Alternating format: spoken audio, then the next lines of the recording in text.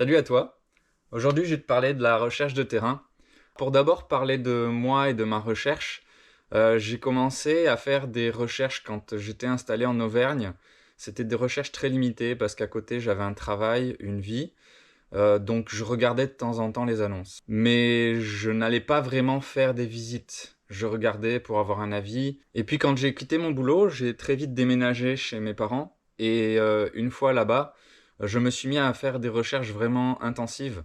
C'est-à-dire que j'étais en permanence sur les annonces, tous les jours, j'actualisais peut-être toutes les 10 minutes, et dès que je voyais un terrain intéressant, j'allais le voir. Donc j'ai commencé avec une recherche limitée, et j'ai enchaîné avec une recherche très active. Alors avant de rechercher un terrain, il faut définir ses critères. Il y a le choix de la zone géographique, c'est-à-dire que vous allez regarder quels sont les endroits qui sont le plus pollués, là où il y a de la végétation, la pluviométrie, la population, le nucléaire, les températures.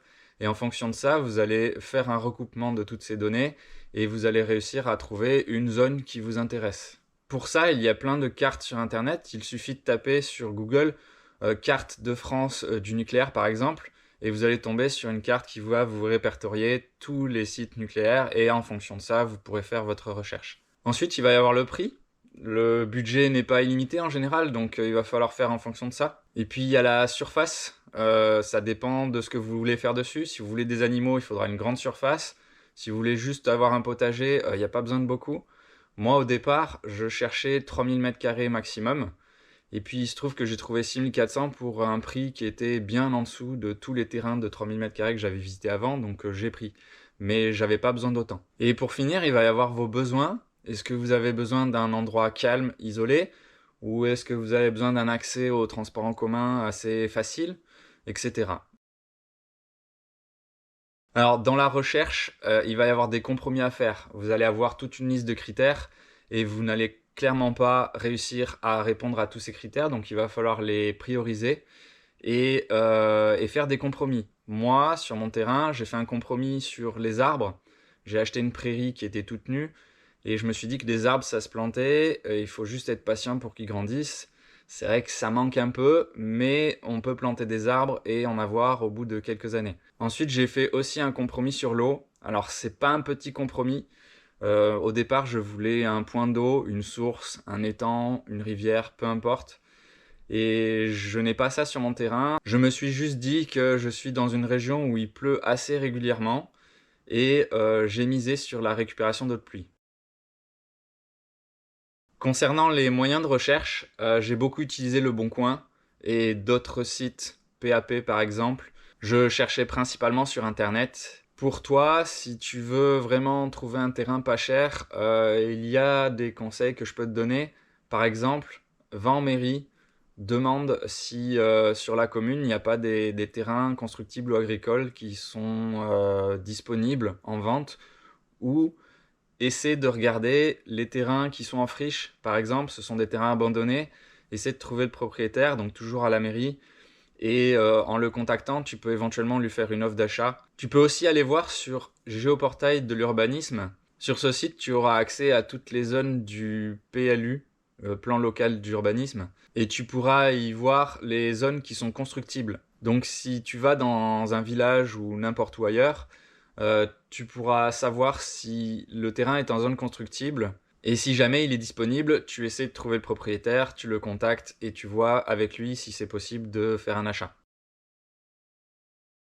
Une fois que ton terrain a été trouvé, que tu as un coup de cœur, que tu sais que c'est celui-là que tu veux acheter, il va falloir passer par un notaire pour signer la vente. Mais avant de passer par le contrat de vente, il va y avoir un compromis. Et dans ce compromis, il peut y avoir des clauses suspensives.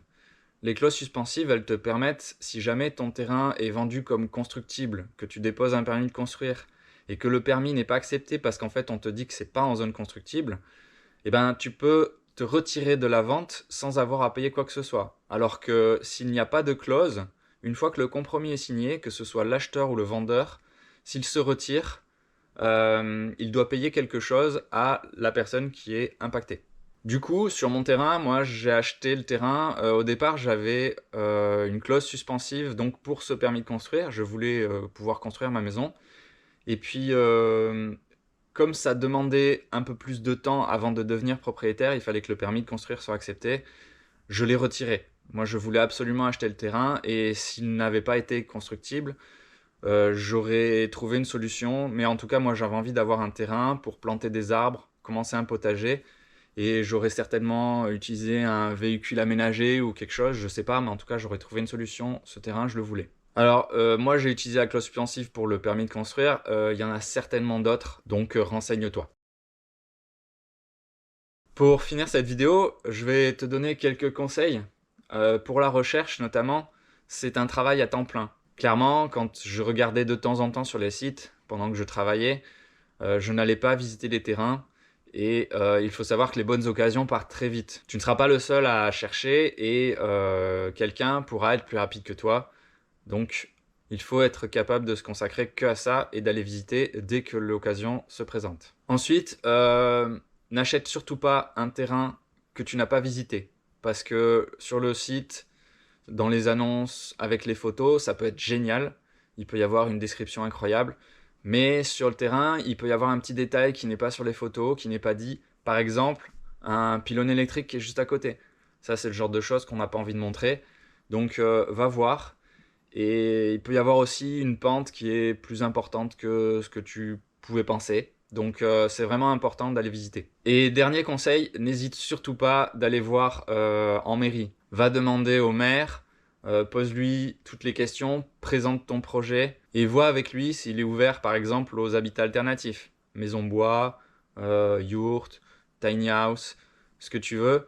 Va demander en mairie avant de faire quoi que ce soit. Voilà pour la recherche de terrain, donc c'est une étape super importante, c'est la première étape, c'est peut-être la plus compliquée, parce que trouver le lieu qui nous correspond, c'est pas simple. Mais une fois que c'est fait, tu seras assez libre de prendre ton temps dans le dépôt d'un permis de construire, ou dans la plantation d'arbres, ou dans ce que tu veux faire sur ce terrain en fait. Moi, j'ai passé environ 3 à 4 mois de recherche vraiment intensive où tous les jours j'étais sur les annonces et régulièrement j'allais visiter un terrain.